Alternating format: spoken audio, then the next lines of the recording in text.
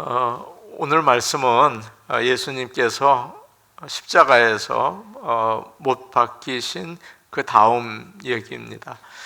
그래서 십자가 아래에서 어떤 일들이 이루어졌는지 오늘 말씀을 우리가 보면서 우리도 십자가 아래에 있으면서 예수님이 주시는 은혜를 경험할 수 있기를 원합니다. 먼저 십자가 아래에서 군인들이 예수님을 십자가에 못 박은 다음 행동이 나와 있어요. 보통 십자가에 못 박는 군인들은 4명이었다고 합니다. 한 조를 이루어서 그 일을 했는데요. 보통 사형당하는 사람의 옷은 집행하는 사람들이 나눠 가졌다고 해요. 그러니까 그것이 습관처럼 이루어졌던 일이죠. 주님의 옷도 그랬어요. 그래서 23절 말씀을 보니까 군인들이 예수를 십자가에 못 박고 그의 옷을 취하여 4깃에 나누어서 각각 한 깃씩 얻고 속옷도 그렇게 하는데 속옷은 호지 아니하고 위에서부터 통으로 짠 것이다, 그렇게 이야기하고 있습니다. 여기서 4깃에 나누어서 각각 한 깃씩 가졌다, 그렇게 되어 있는데 예수님의 옷을 4조각으로 나눴어요. 그래서 한 조각씩 나눠 가졌습니다. 마가복음 15장에 보시면 이 말씀이 그대로 나오는데 이렇게 설명하고 있어요. 누가 어느 것을 가질까 하여 제비 뽑더라, 그렇게 되어 있거든요. 그러니까 예수님의 겉옷과 머리에 쓰는 수건과 허리띠와 샌들 4가지를 이렇게 나눠서 하나씩 가지고 하나가 남았는데 예수님의 속옷이었던 거예요. 예전에 속옷은 통으로 짰다고 해요. 하나로 이렇게 쭉 되어 있었어요. 그래서 나누어 가질 수가 없었습니다. 그들은 이걸 나눌 수 없으니까 누가 가질지 우리 제비 뽑자, 그래서 제비를 뽑게 된 거예요. 그런데 놀라운 것은 이런 일조차도 성경의 말씀을 이루기 위해서였다. 오늘 말씀에 그렇게 나와 있죠. 우리가 읽은 24절 말씀을 보니까 그런 말씀이 나와 있어요. 우리 한번 24절 말씀 볼까요? 이렇게 되어 있어요. 우리 같이 보겠습니다. 시작. 군인들이 서로 말하되 이것을 찢지 말고 누가 얻나 제비 뽑자 하니 이는 성경에 그들이 내 옷을 나누고 내 옷을 제비 뽑나이다 한 것을 응하게 하려 함이러라. 군인들은 이런 일을 하고 시편 22편 18절 말씀이거든요. 내 겉옷을 나누며 내 속옷을 제비 뽑나이다, 그렇게 돼 있어요. 여러분, 너무나 정확한 예언 아닙니까? 여기서 우리는 하나님께서 모든 일을 주관하신다는 것을 알게 되고 또 그의 뜻대로 이루어 가신다는 것을 깨닫게 되죠. 우리의 인생도 마찬가지로 하나님께서 계획하시고 인도해 주신다는 사실을 여러분 꼭 기억하시고 주님 은혜 가운데 하루하루 지내시기를 축복합니다. 아멘.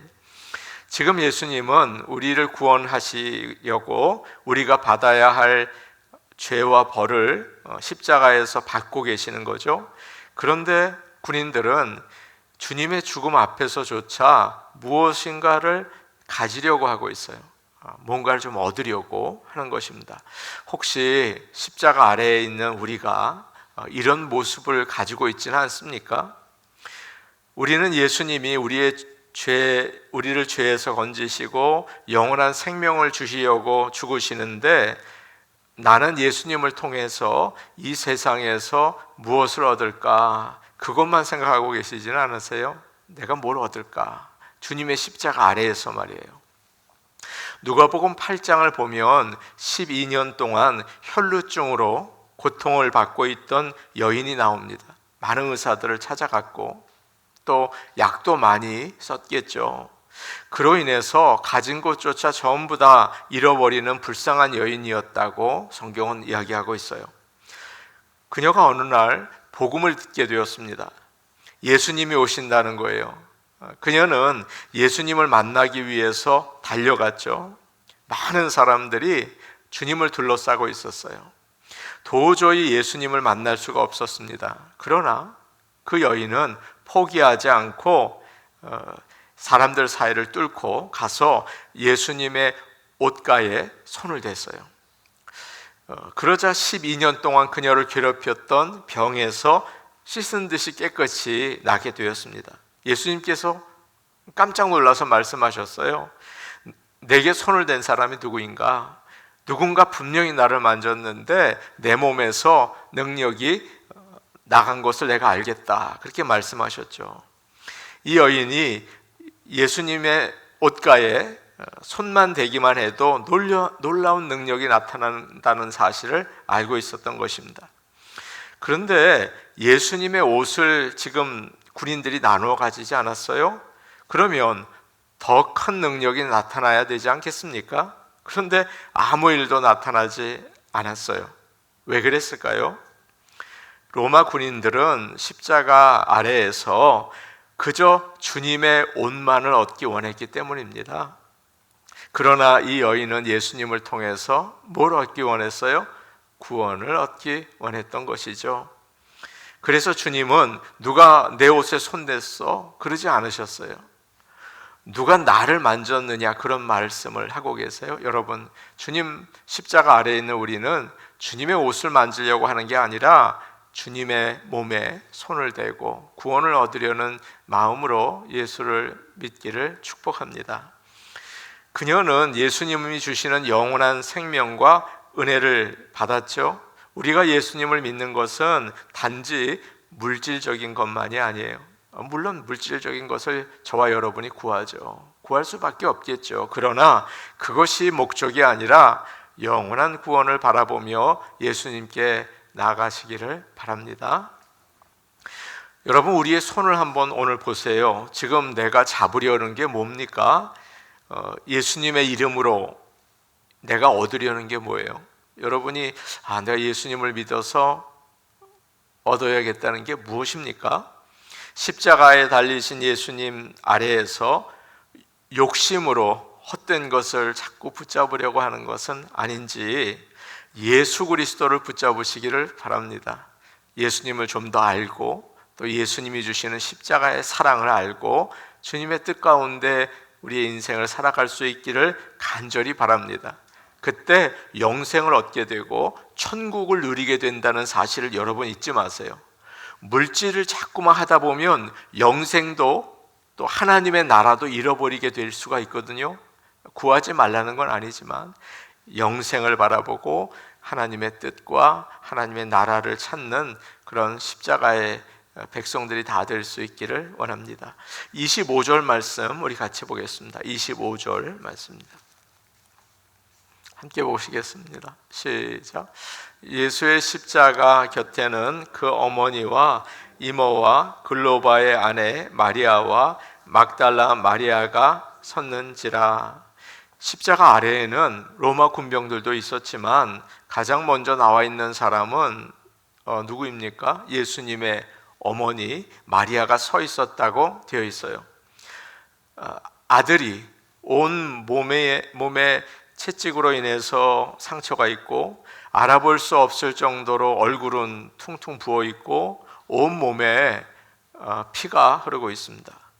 그 마음이 얼마나 괴로웠을까요? 어머니의 마음이 말이에요. 부모는 자녀가 아플 때, 자녀가 실패했을 때 보는 게 너무 괴롭습니다. 특별히 어머니가 말이죠. 그래서 차라리 내가 아프면 좋을 텐데, 내가 실패하면 좋을 텐데 그런 생각이 들죠. 저의 바로 위에 누님이 계셨어요. 그런데 오랫동안 아기를 가지지 못했습니다. 뉴욕에 살고 있었거든요. 그런데 늦게 아기를 낳았는데 아이를 낳자마자 병이 들었습니다. 어머니가 거의 10년 동안 한국에서 뉴욕을 오고 가면서 누님을 돌보셨어요. 침대에 누워있는 그 딸을 보면서 너무 괴로워하셨어요. 그래서 한국에 오셔서 더 이상 못 보겠다, 더 이상 못 보겠다 그런 얘기를 하시고 결국에는 장례식에도 참석하지 않으셨어요. 너무 보는 게 힘드셨고 거기 있다는 것이 덕이 되지 않는다는 생각을 하셨던 것입니다. 마리아도 마찬가지겠죠. 아마 오래전에 들었던 말이 생각이 났을지 모르겠어요. 요셉과 함께 아기 예수를 안고 예루살렘 성전으로 가서 처음으로 예배를 드렸을 때입니다. 어떤 나이든 사람을 만났는데 이름이 시므온이었어요. 그가 아이를 달라고 하더니 품에 안고서 노래를 하는 겁니다. 내 눈이 주의 구원을 보았습니다. 이방을 비추는 빛이고 이스라엘의 영광입니다 하면서 너무 아름다운 찬양을 아이를 위해서 불러주는 거죠. 그리고 나서 이런 말을 했습니다. 많은 사람이 이 아이를 믿지 않아서 망하고 또 믿는 사람은 구원을 받을 것입니다. 그리고 칼이 당신의 마음을 찌르는 것처럼 아플 거예요 라는 말을 마리아에게 해준 것입니다. 이 말이 무슨 뜻인가 참 찜찜하다 라고 생각했는데 바로 지금 그 뜻이었구나 하는 것을 알게 된 거죠. 이때 십자가 아래에 있는 마리아를 향해서 예수님께서 말씀하세요. 이렇게 말씀하시죠. 여자여 보소서 아들입니다 라는 이야기를 하고 있습니다. 주님은 아들로서 마리아에게 여자여 보소서 아들입니다 이런 말을 했는데 여자여라는 말이 참 귀에 거슬려요. 그렇지 않습니까? 주님은 전에도 어머니를 가리켜서 여자여라는 말을 한 적이 있으셨어요. 갈릴리 가나 혼인잔치였을 때 아마 여러분도 다 잘 아시겠죠. 마리아가 거기에 있었고 예수님도 함께 혼인잔치, 아마 가족, 친척이었던 것 같아요. 거기에 참석했습니다. 잔치에 포도주가 떨어졌어요. 마리아는 예수님에게 뭔가를 부탁하기 위해서 말씀하셨죠. 좀 도와달라. 그런데 예수님께서 꾸짖는 것처럼 이야기를 하셨습니다. 여자여, 나와 무슨 상관이 있습니까? 아직 내 때가 오지 않았습니다 라는 이야기를 했어요. 그때 어머니에게 여자여라는 참 불편한 표현을 사용했어요. 어떻게 그러실 수 있었을까? 그것은 그때 마리아의 아들이 아니라 하나님의 아들로서 말씀하신 것입니다. 그렇죠? 하나님의 아들로서 내 때가 아직 되지 않았습니다 라고 이야기한 거죠. 지금도 마찬가지예요. 예수님은 여자여 보십시오 아들입니다 이런 말을 하고 있습니다. 더 이상 마리아의 아들로서가 아니라 하나님의 아들로서 말씀하신 거예요. 여기서 예수님은 어머니를 위해서 너무나 중요한 일을 하고 있습니다. 가족의 관계를 끊고 있어요. 어머니를 위해서 말이죠. 지금까지 예수님은 마리아에게는 사랑하는 아들이었어요. 나이가 들어도 아들은 아들이죠. 길 조심해라, 차 조심해라 그렇게 말하죠. 어머니의 마음 아닙니까?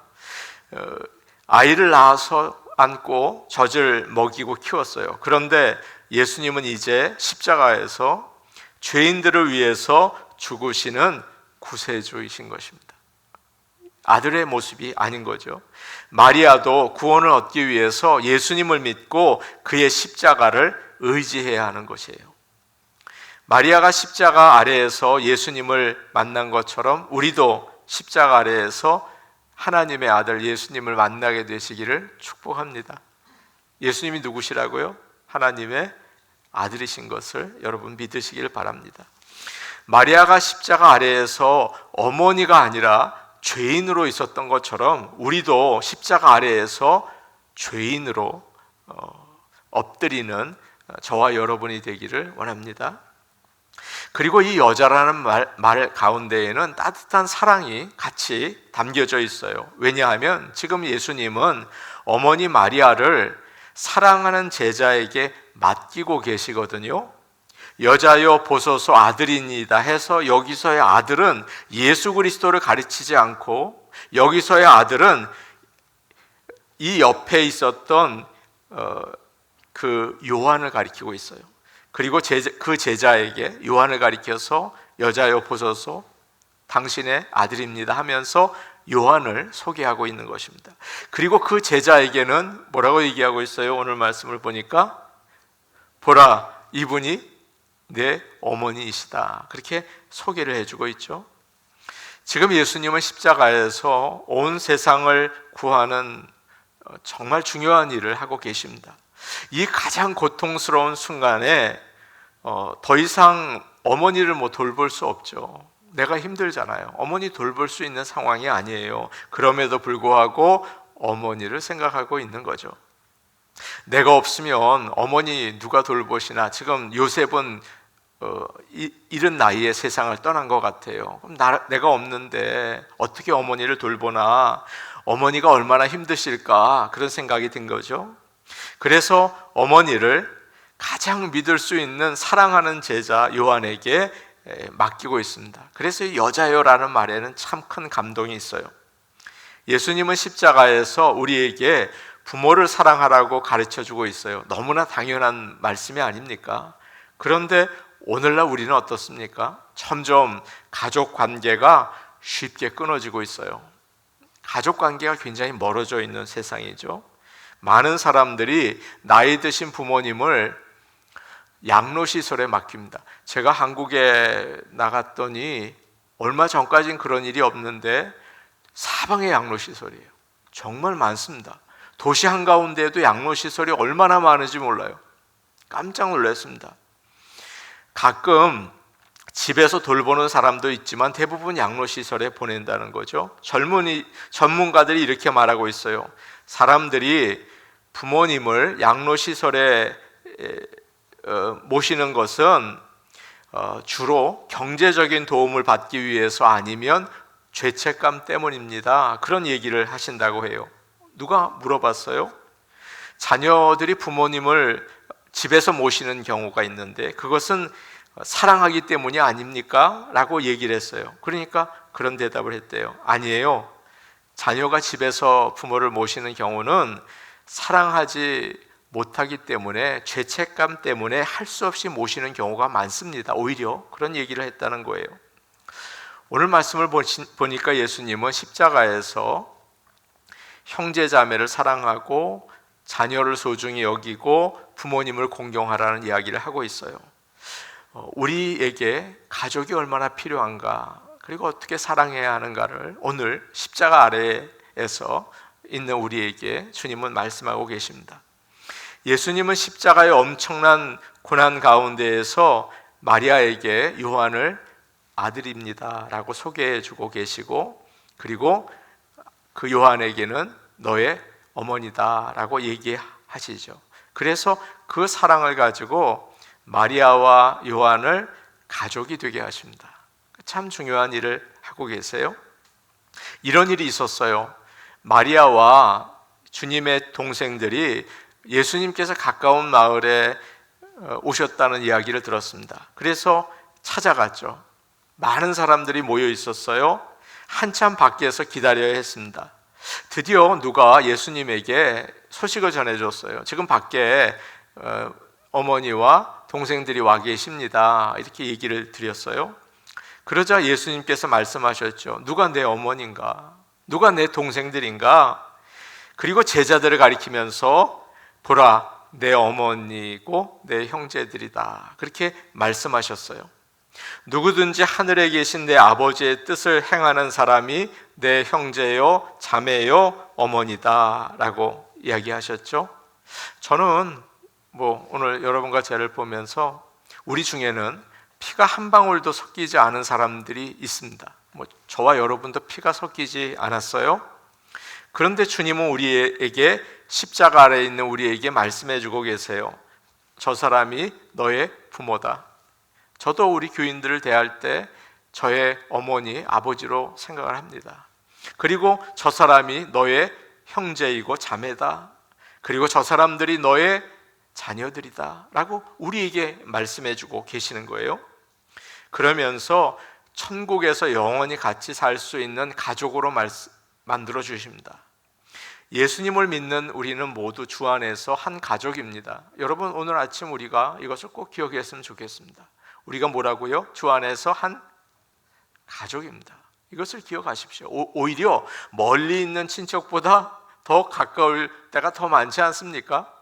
기억하셔야 합니다. 우리는 가족입니다. 하나님은 이런 목적을 가지고 교회를 세우셨어요. 교회는 주 안에 가족입니다. 그런 새로운 공동체를 이 세상 가운데 만드셨어요.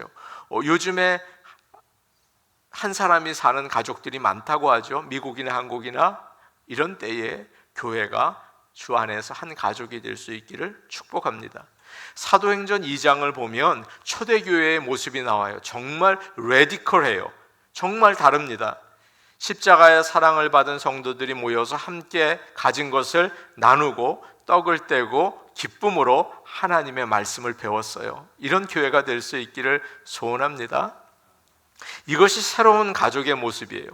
우리는 예수님을 믿는 자들이죠. 우리는 십자가에서 고통을 당하시면서 하신 주님의 말씀을 기억합시다. 여자여 보소서 아들입니다. 보라 내 어머니다. 기억하셔야 합니다. 우리를 가족으로 만들어 주셨어요. 오늘 우리는 십자가 아래에서 이 주님의 말씀을 기억하고 부모와 자녀로, 형제 자매로 살아갈 수 있기를 원합니다. 이것이 이 세상에서 빛과 소금으로 사는 길이고 십자가를 지고 주님을 따르는 길입니다. 이 마지막 새벽 기도 날 주님의 말씀을 기억하고 우리 교회가, 우리 성도들이 여러 가지 갈등과 여러 가지 다른 생각들을 가지고 있어요. 그러나 주의 사랑 가운데에서 형제 자매로, 부모 자녀로 한 가족을 이루어서 아름다운 빛을 세상에 드러낼 수 있기를 간절히 축복합니다. 아멘. 우리 같이 기도하겠습니다. 오늘 오신 아버지 하나님, 십자가 아래에 머리를 숙이고 주 앞에 나왔습니다. 오늘 아침 주님께서 말씀하십니다. 여자여 보소서 아들입니다. 보라 내 어머니다. 우리에게 주님의 몸된 교회를 허락하셨습니다. 주의 부모와 자식으로, 형제 자매로 서로 사랑하며 한 가족을 이루어갈 수 있게 도와주시고 이 세상을 향하여 주 안의 가족의 아름다운 모습을 증거하고 나타내어서 십자가의 사랑을 전하는 모든 성도들 되기를 간절히 원합니다. 주님께서 함께하여 주옵소서.